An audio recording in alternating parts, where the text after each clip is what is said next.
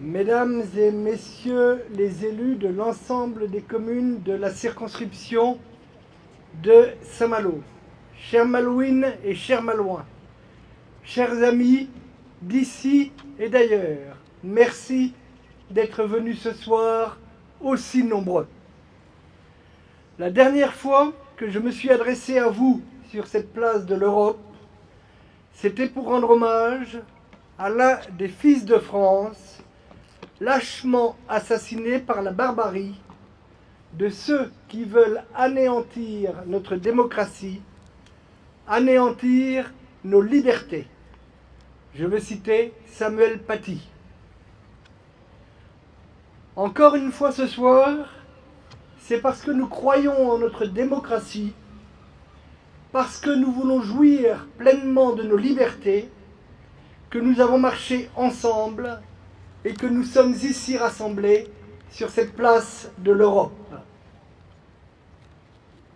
Cette liberté, elle se trouve aujourd'hui menacée pour un peuple, le peuple ukrainien. Par la volonté d'un seul homme, la vie de millions de familles, de femmes, d'hommes, d'enfants, de militaires et de civils est prise au piège d'une guerre civile, d'une guerre terrible. Oui, cette paix que l'Europe avait mis des décennies à construire à force de diplomatie, de démocratie et de bienveillance, cette paix est en grand péril en Ukraine comme en Europe. Face à ce drame, face à ce risque d'embrasement, nos démocraties doivent plus que jamais rester unies et solidaires. Nous sommes ici ce soir pour montrer notre refus d'un tel destin.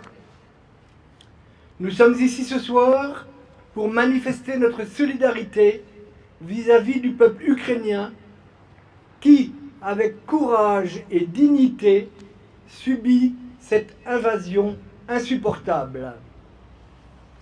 Je pense plus particulièrement à ces milliers de personnes obligées de fuir leur patrie vers un exode inconnu, à ces enfants, à toutes ces femmes qui laissent un conjoint, un père, un fils, sans savoir s'ils le reverront un jour.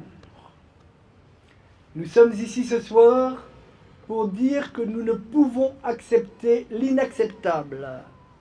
Nous ne pouvons abandonner les valeurs de notre République. Notre démocratie coule dans les veines de l'Europe, celle que nous avons bâtie au prix de tant d'efforts et de sacrifices avant d'enraciner la paix sur notre continent. Nous ne pouvons accepter cette tragédie aux portes de l'Europe, un pays conquis par les combats, le sang et les larmes ne profitent jamais à son oppresseur. Tout dans l'histoire le démontre. Rien n'est pire que la guerre, affirmait notre citoyen d'honneur, le commandant Le Gall.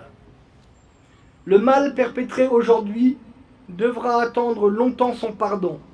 Il brise la confiance que nous accordions à la Russie.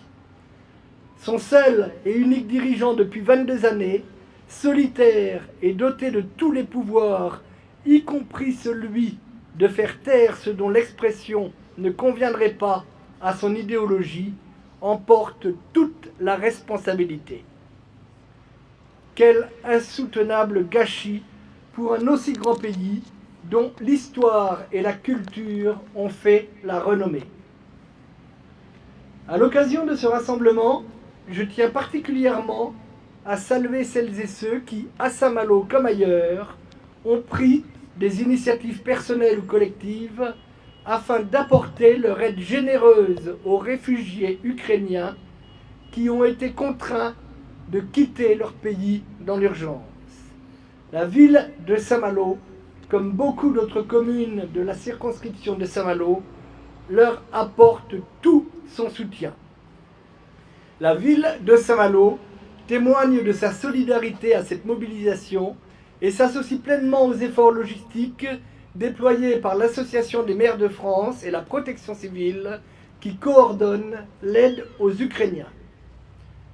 Je veux ce soir remercier la Banque alimentaire et l'ensemble de ses bénévoles qui ont accepté de se mobiliser et de mettre à disposition leurs locaux pour centraliser les dons de matériel aujourd'hui et demain encore. À cette heure, ce sont près de 250 cartons qui ont été préparés à Saint-Malo et l'aide continue d'affluer. Grâce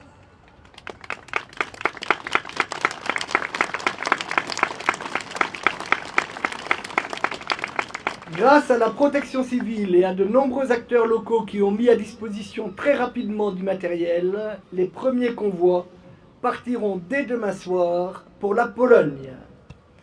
Notre action s'inscrit dans la durée et je vous invite à vous renseigner sur les médias de la ville ou dans la presse locale pour suivre ce formidable élan de solidarité.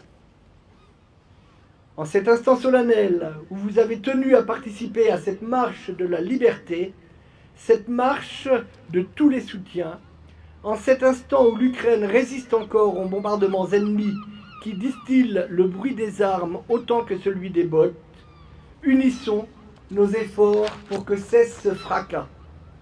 Un vent mauvais souffle sur l'Europe et sur le monde et change le rideau de fer en rideau de haine.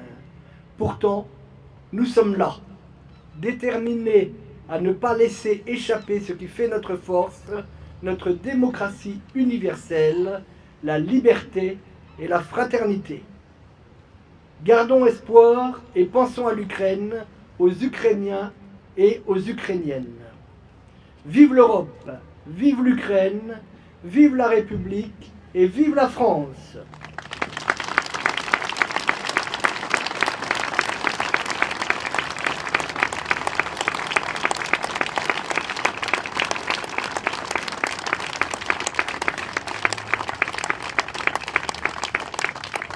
Si vous le voulez bien, nous allons maintenant, dans le silence, entendre les hymnes européens, ukrainiens, puis la Marseillaise.